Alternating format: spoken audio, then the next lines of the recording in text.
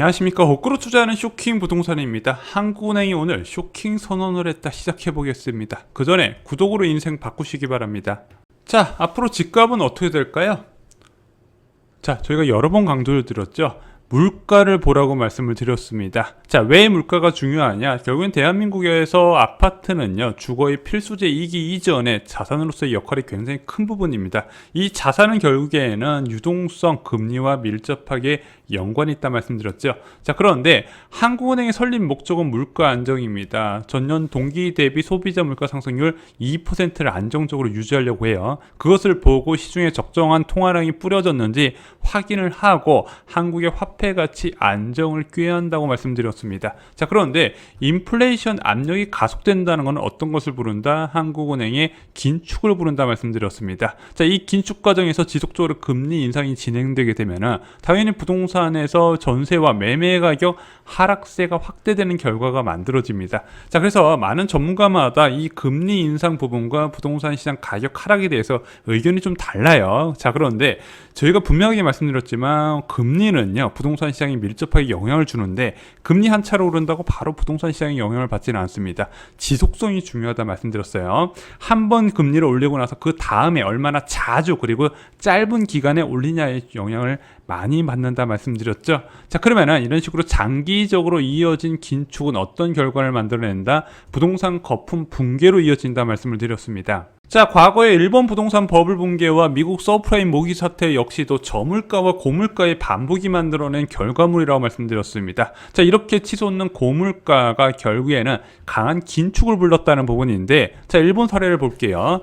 프라자 합의 이후에 디플레이션이 나타나게 됩니다. 왜? 수입물가 가격이 그만큼 낮아지게 되다 보니까 당연히 저물가가 나타나게 돼요. 그럼 자국 통화가치 화폐 약세 유도와 저물가에 대응하기 위해서 이제 일본 중앙은행이 이제 금리를 낮춰서 대응을 하기 시작합니다. 자, 그리고 나서 유동성이 많이 풀리고 경기 과열에 따른 인플레이션이 나타나요. 그 결과 지속적인 금리 인상을 할 수밖에 없었다는 부분이죠. 그럼 이런 저물가와 고물가 그리고 저금리와 고금리에 따라서 부동산 시장이 과열과 그리고 폭락으로 이어지게 된다는 겁니다. 자, 지금같이 부동산 버블이 심각할 때 가장 주의해야 되는 것은 무엇일까요? 앞서 말씀드렸다시피 장기 저물가 이후에 이어지는 인플레이션입니다. 저금리의 장기화를 믿는 시장 참여자의 패닉이 일어난다는 부분이에요. 특히 부채가 많을수록 버블 붕괴 속도가 빠르다 말씀드렸습니다. 이 측면에서 보면 대한민국은 굉장히 위험한 상황이에요. 왜? 이미 GDP 대비 가계부채 비율이 104.7%까지 치솟았고요. 2분기 때는 더욱더 올라갈 겁니다. 자, 최근 한국에서는 인플레이션 조짐이 보입니다. 여러분들 아시다시피 2분기 물가가 심상치 않았어요. 2.3%, 2.6%, 2.4%를 기록하게 됐죠. 그런데 중앙은행하고 이제 정부에서는 그렇게 크게 의미를 부여하고 있지는 않았습니다. 왜? 2분기 때 일시적으로 뛴다. 작년 2분기 때 마이너스 물가까지 갈 정도로 심각한 저물가 상황이었고 저유가가 있었기 때문에 그거에 대한 기저효과라는 부분이죠. 자, 그래서 이번에 한국은행에서 연내 금리 인상 가능성을 못 박았지만요, 그것은 물가 불안 때문이 아닌 바로 비폭탄, 바로 금융 불균형 부작용에 따른 출구 전략이었습니다. 자, 빠르면 8월부터 시작되는 기준금리는 결국 물가 불안에 따른 긴축이 아니라 금융 불균형 방지 차원의 코로나19 긴급조치 회수다, 이렇게 보시면 될 것 같습니다. 1.25에서 0.5%까지 낮았었죠. 그것을 원상 회복시켜야 되는 이유가 한국은행 입장에선 뚜렷하게 보였다는 겁니다. 7월 금통에서 이준학 총재가 이렇게 언급을 했습니다. 저금리 장기화 기대감이 위험자산 선호를 높이고 부채를 증가시킨다. 그리고 이런 부채 증가를 억제시키기 위한 거시적 정책이 먹히지가 않고 있기 때문에 우리는 코로나19 이제 비상사태가 끝났기 때문에 이것을 회수하겠다. 그렇기 때문에 경기 과열에 대한 긴축이 아니다, 이렇게 이야기를 한 겁니다. 자, 그래서 코로나19 사태가 진정이 된다면은요, 이주랑 총재 임기가 내년 3월까지거든요. 이 임기 내에 그 전에 기준금리 수준이었던 1.25%까지 맞출 가능성도 제기가 되고 있습니다. 두 차례는 무조건 올리고 한 차례도 더 올릴 수 있다 보는 부분이죠. 자, 그런데 1.25% 이후에 물가 상승 압력이 확산된다면 어떻게 될까요? 이게 위험하다고 말씀을 드린 겁니다. 기준금리 1.25%까지 올라가게 된다면 대한민국 자산시장에 많은 변화가 있겠지만 그것이 직접적으로 하락 요인까지 작용하기 쉽지 않을 것 같아요. 왜? 자, 1.25% 기준금리 올려도 예금금리 1% 중반 나오잖아요. 아파트 팔아서 예금 넣을 정도까지는 아니거든요. 근데 그 이후에도 물가 상승의 압력이 확대돼서 기준금리가 지속적으로 올라가게 된다? 그러면은 2011년과 유사한 상황이 펼쳐질 수 있다는 겁니다. 자, 2010년 하반기부터 소비자 물가 상승률이 급등하기 시작해요.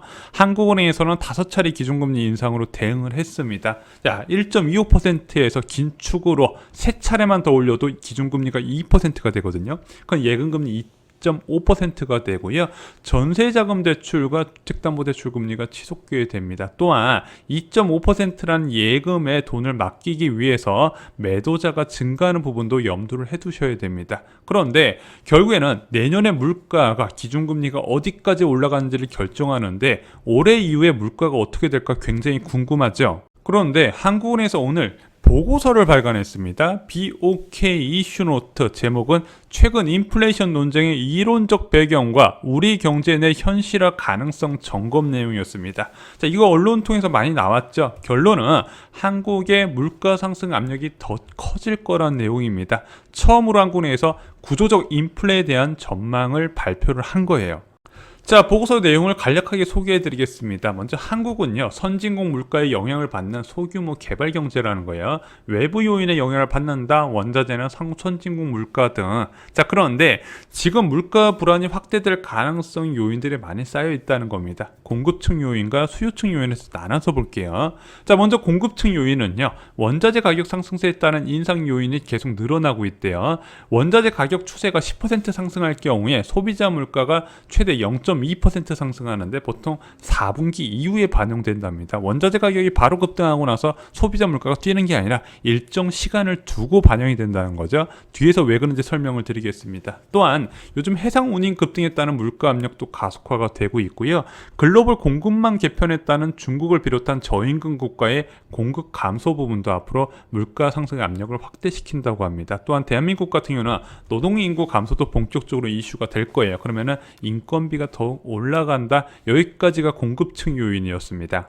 자, 수요층 요인은요, 먼저 높아진 순가계 저축률이라 합니다. 이제 가계에서 돈을 많이 갖고 있어서 이것을 돈 쓸 환경이 된다면 사람들이 마구마구 돈을 쓰면서 수요층 인플레를 가속시킬 거다. 게다가 지금 원자재 가격이 너무 올라가면서 기대 인플레이션은 같이 상승을 하고 있네. 이것이 인건비 상승과 수요층 인플레이션을 가속시킬 수 있다는 부분입니다. 마지막으로, 자, 올해가 지나게 되면 이제 백신 접종에 따른 정상적인 경제 활동이 가능해질 텐데, 그러면 당연히 소비는 늘어나게 될 것이다. 그럼 이런 것을 종합해 볼 때 중장기적으로 인플레이션을 초래할 수 있다는 보고서가 발간이 된 겁니다. 자, 쇼킹 부동산에서 예전부터 강조드렸던 부분이 있습니다. 바로 원자재 가격 불안은요, 장기적 인플레 요인이라는 거죠. 자, 국제 밀 시세가 2019년에 키로당 193원 정도가 있습니다. 진라면 한 봉당 550원 했고요. 이것을 요리하는 식당에서 라면 요금은 한 3,000원 정도가 있습니다. 근데 최근에 식량 원자재 가격이 많이 올랐죠. 키로당 한 285원까지 올라갔습니다. 진라면도 가격을 올리기로 했어요. 한 봉당 770원까지 올린다고 합니다. 그럼 식당 요금에서 얼마나 올리냐? 그 원가 220원만큼 오른 걸 반영하냐? 그렇지 않죠. 4,000원에서 4,500원 정도 받게 되겠죠. 그래서 한국은행에서는 1년 정도의 시간을 두고 소비자 물가의 이 원자재 가격 인상 부분이 반영이 된다. 그래서 내년부터 공산품 및 서비스 요금 인상이 가속될 것이다. 이렇게 봤던 부분이죠.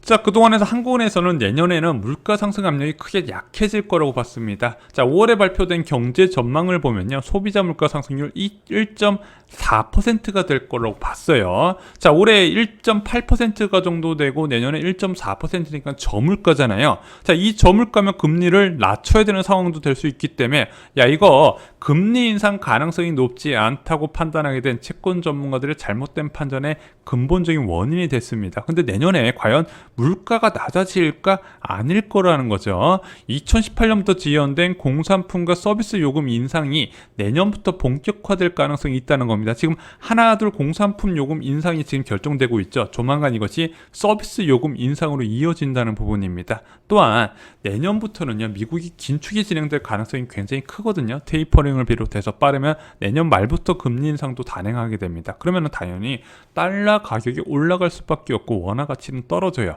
수입 물가 상승 압력으로 이어진다는 부분입니다. 게다가 내년에는요, 공공 서비스 요금 개편이 굉장히 많이 앞두고 있어요. 통계도 일단 개편됩니다. 지금 물가 하락 요인 중 주요 원인 중 하나가 바로 이 고교 납입금이나 교복 같은 거, 급식비 같은 건데 그것이 내년에 싹 다 빠지게 돼요. 그래서 그것으로 0.2에서 3% 정도 퍼센트 포인트 정도 올라갈 거로 보고 있습니다. 여기에 지금 못 올리고 있는 전기 요금을 비롯한 각국 공공 서비스 요금들이 내년에 대선 끝나고 한꺼번에 올라갈 가능성이 있다는 부분이죠. 그래서 커다란 경제 충격이 없다면 인플레는 지속될 거다 이렇게 보시는 게 맞을 것 같고요. 이것은 지속적인 금리 인상을 유발한다. 오늘 여기까지 정리를 드릴 수 있을 것 같습니다. 그러면 이 지속적인 금리 인상 이후에 부동산 시장은 어떻게 될 것인가 이제 여러분들도 다 아실 거라고 생각을 합니다. 자, 일시적 인플레를 주장했던 한국은행이 오늘 보고서를 통해서 드디어 입장을 바꿨습니다. 중장기적인 인플레이션 가능성에 대해서 경고를 하고 있습니다. 최근에 한국은행을 비롯해서 기획재정부, 국토부, 금융위원회까지 부동산 고평가에 대해서 경고를 하고 있는 부분, 바로 이런 부분과 일맥상통하다 이렇게 보셔도 될 것 같습니다. 저는 굉장히 지금 위험한 신호가 계속 보이고 있는데 여러분들은 어떻게 생각하시는지 모르겠습니다. 좋아요, 구독, 공유 꼭 부탁드립니다. 감사합니다.